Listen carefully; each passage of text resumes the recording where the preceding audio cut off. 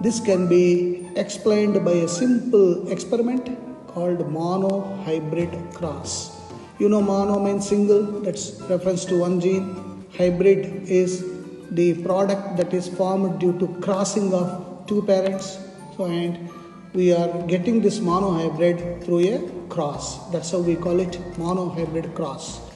The cross between two parents differing in one pair of contrasting character. For example, the character is, as we discussed in our previous session, let's say length of the plant, tallness of the plant. What are the contrasting characters in this? Tallness and dwarfism or shortness. So we are taking two plants, one is tall, another is short, and we are crossing that. And such an experiment in which we are crossing two parental plants or animals based on one pair of contrasting character is called monohybrid cross. The crossed tall plant and the dwarf means small pea plants, collected seeds. So what Mendel has done, he has taken a tall pea plant, that is phenotype. What is the phenotype? It is the physical appearance of an organism, and that physical appearance is because of something that is inside. What is that something that is inside? Genes. Of course, Mendel called it as factors.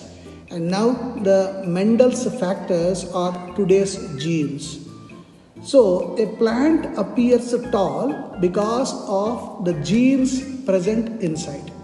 So the appearance of tallness is phenotype, and the genes present inside the plant which makes the plant tall is genotype. So phenotype and genotype. Similarly, dwarf.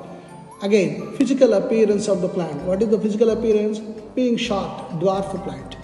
So what Mendel did was he crossed both and collected the seeds, because self-pollination is very much seen. That's how we listed various characters why Mendel picked up of all the plants on the earth, pea plants, and grew this to generate F1 ratio, F1 generation, and this F1F stands for filial. So this is a Latin word, means children. So first hybrid generation or filial generation, or we call it F1 generation. And what is that he has observed in F1? He has observed all the plants are tall. He did not observe a single plant being small, no dwarf plant. For other traits also, F1 generation resembled only one parent, that is tall parent. And the trait of the other parent, dwarfism, not seen. And this is applicable to other characters also.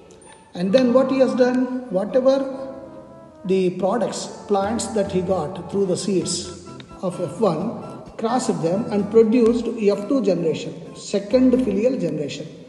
And what is that he has observed? In F2 generation, he has observed 1/4 of them dwarf and 3/4 of them tall. Means it is almost 3:1. Since he has observed, it is phenotypic ratio. So what is the phenotypic ratio? It is always 3:1, and 3 tall plants and 1 dwarf plant. This is the phenotypic ratio. And in F1 generation, one parental trait shown, and F2, both the parents, you see, in F2, tallness also is there, dwarfness also is there. So both the parent traits shown in the ratio of 3:1, and no blending was seen. And now let's see, this can be represented in this fashion. So what Mendel did was, he has taken a tall plant, so phenotypically very tall, and the genotype of this plant is capital T, capital T. Now why are we writing capital T? Capital T represents dominant gene, the gene that is dominant. And another parental plant of the parental generation is small t refers to recessive gene. So one parental plant has got homozygous dominant. What do you mean by homozygous? both the genes or alleles are of same nature. So homozygous. So we say one parental plant is homozygously dominant and similarly homozygously recessive. So that's how having this gene combination, one plant is tall, another plant is dwarf. So what do you expect normally in our normal day-to-day calculation? We expect that one gene coming from the tall parent, another gene coming from the dwarf parent. So capital T and small t, you get the combination of capital T, small t. So we normally think that this capital T is responsible for height and small t is responsible dwarfism. So on an average, we will get average height plant. That means we expect a intermediary height. Neither this tall nor this short, we get intermediate. But what Mendel observed is that this F1 generation, first filial generation plants are as tall as the parent. As tall as parent. So he got the doubt, he got the question. What is that? What happens to the character of another parent? Why only one character of the parent has come to children in F1 generation? And then keeping that doubt in his mind, he has gone for self-pollination of the seeds of F1 and produced next generation, that is F2 generation. In F2 generation, what happens? Look at that. The genotype of the F1 is capital T, small t, and all are tall. This is tall because of the presence of capital T. So we call it dominant gene, and we define dominant gene is a gene which expresses itself and at the same time suppresses the other gene which is present, that is small t is suppressed. So because of this reason, the F1 generation plants are as tall as one of the dominant parental character. Similarly, when the F2 generation is formed, now there is appearance of grandmother character. What is that? Now look at this. Out of the 4 plants, this is tall, this is tall, this is tall. If you measure with the scale, all the 3 will be same. Say this is, let's say, 6 centimeters. This is also 6 centimeters. This also, but this fellow will be 3 centimeters. So again, the question came into the mind of Mendel. The parental generation for F2, the parental generation is F1. F1 both are tall. How come this short fellow has come? Again, if we analyze, Mendel's and his disciples analyzed, and then they understood that it is because of the segregation. The genes get segregated, separated, and combined in a new way. Now, to understand this in a better way, there is one Punnett square method. A British scientist by name Punnett has devised a method that's called Punnett square method, wherein we will be writing the segregated genes. Like in F1 generation, the parental genotype is capital T, small t. Here we are writing capital T, small t, and another parental capital T, small t. Now the combination, this T with this T, so you are getting capital T, pure tall, this plant. And then this capital T combines with this small t, so capital T, small t. And now this capital T combines with this, so capital T, small t. And this is tall, and this small t combines with this small t, getting into small t, the new characters come, or the grandmother character has come back.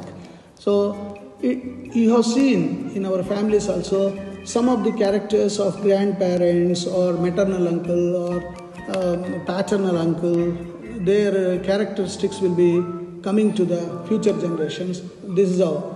And through law of segregation and law of recombination, these characters will come. So what is the phenotypic ratio of this monohybrid cross? Phenotypic means physical appearance. Physically what we are seeing? Tall plant 1, tall plant 2, tall plant 3. 3 plants. So we are having 3 tall and 1 dwarf. So 3:1.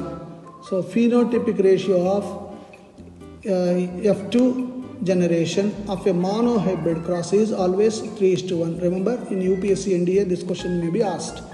What is the phenotypic ratio of F2 generation of monohybrid cross? So 3:1. What about genotype? What is genotype? It is the genetic makeup. What are the genes that are present? So here capital T is to capital T small t is to small t small t. So 3 types of alleles are present. And what is the ratio? Capital T, this one only 1. Capital T small t, this 1 and this 2. So 1:2. And what about small t, this one 1. So genotypic ratio of F2 generation is always 1:2:1. And what is the greatness of Mendel? By performing this experiment based on his observation. Remember, there was no microscope, electron microscope, not even hand lens. So based on the mere observations, he has performed all these experiments. And the greatness of Mendel is that the genotypic ratio and phenotypic ratio is universal even today. Not only with reference to tallness of the plant, height of the plant, you take any character in any family and the ratio will be always 3:1 phenotypic and genotypic 1:2:1. And of course, some exemptions are there, we will discuss that also. But at large, the ratio is universal.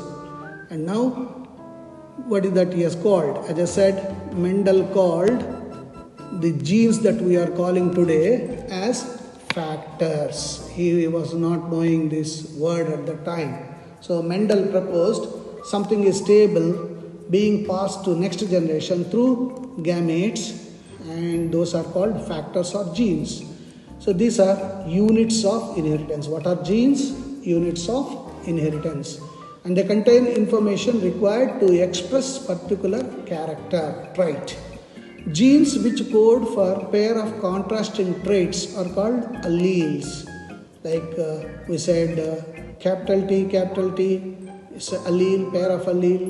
Capital T, pair of alleles. Small t, pair of alleles.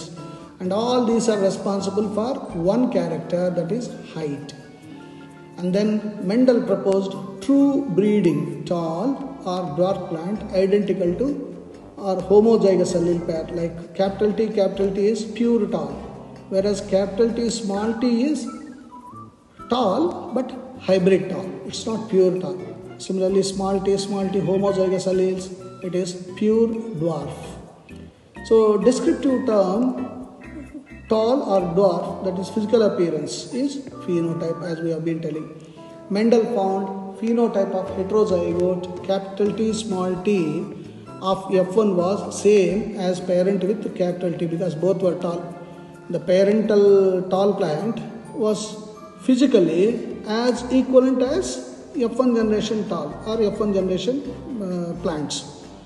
In a pair of dissimilar factors, one dominates the other. So this here, capital T dominates over the small t, and hence called capital T as dominant gene and small t as recessive gene. And now going further, you can see here the monohybrid cross. Here phenotype. Now the phenotype is tall and dwarf. What about genotype? Why this plant is tall? Because of presence of two dominant genes, homozygous, capital T. And why this plant phenotypically dwarf? Because its genotype, homozygous again, small t. Both are recessive genes. Here both are dominant genes. Now when we cross this, homozygous dominant, homozygous recessive, all tall plants we got, because from this parent capital T is donated, and from this small t is donated. So the combination of capital T and small t resulted in capital T and small t. So because of capital T is a dominant gene, all the products have become heterozygously tall. This is heterozygous, capital T small t, not homozygous. And what is missing? This character of the parent, dwarfism, is missing. And then when self-pollination takes place in the F1 generation, we have got the following genotypes and phenotypes. What is that? And this way of representing is Punnett square method. So from this plant, capital T, from one gamete, another small t. From another plant's gamete, capital T and small t. So the combination of the gametes, capital T from one plant, capital T from another plant, you got the product zygote, capital T, it's a tallness, pure tall. So this is pure tall. There is no heterozygosity. And from this gamete, capital T, from this small t, capital T, small t, because of capital T being dominant gene, this becomes a tall. And from one gamete, small t, and from another, capital T, so capital T, small t, the combination of these two results in capital T, small t. And because of the presence of dominant gene, capital T, it has become tall. And then the combination of gametes, small t, and small t, results in the formation of small t, homozygously recessive, results in reappearance of the parental character. That is, the parental generation character, that is Ajji's character, that is grandmother's character, has come back here because of that. So what is the phenotypic ratio?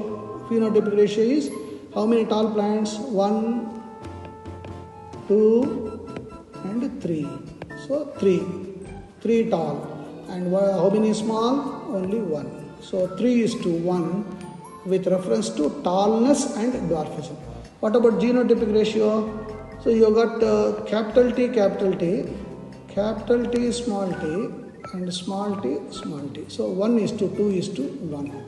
So this is how we write the monohybrid cross. And this way of writing it and making it easy to write is discovered by a scientist, British scientist, Punnett.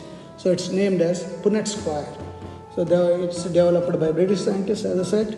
Graphical representation, calculate probability of possible genotypes in a genetic cross, gametes on two sides, top row and left columns. This is how we write.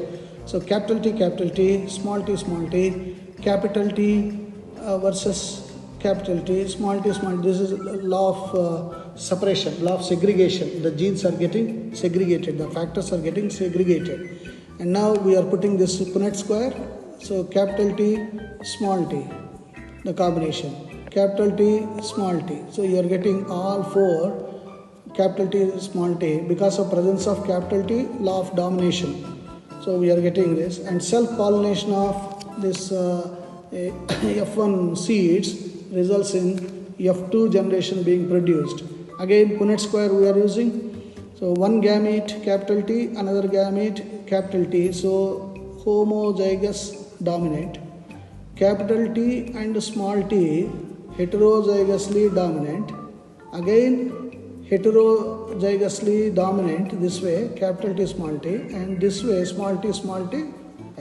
So self-pollination 50%, and F2 is 3/4 tall and 1/4 dwarf phenotypically, 3:1. 1/4 and 1/2 is to 1/4 is the genotypic ratio. 1:2:1. So please take a paper, and I have explained this monohybrid cross with reference to height. You can take many characters like color of the flower. Let us say red flower, red versus white in hibiscus. Normally, how do you know that which color is red, whether red is dominant or white is dominant? It is based on the number of populations in your garden, or in general, how many hibiscus plants will have red flowers? Majority. So red is the dominant.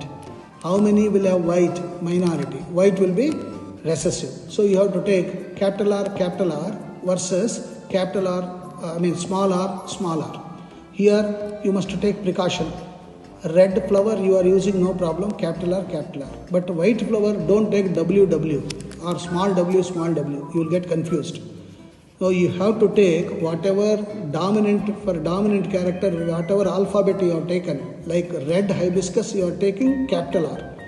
So the contrasting character, you have to take that capital R's small version, that is small r smaller. So keep practicing, take a paper, write the capital R versus small r smaller. Write the F1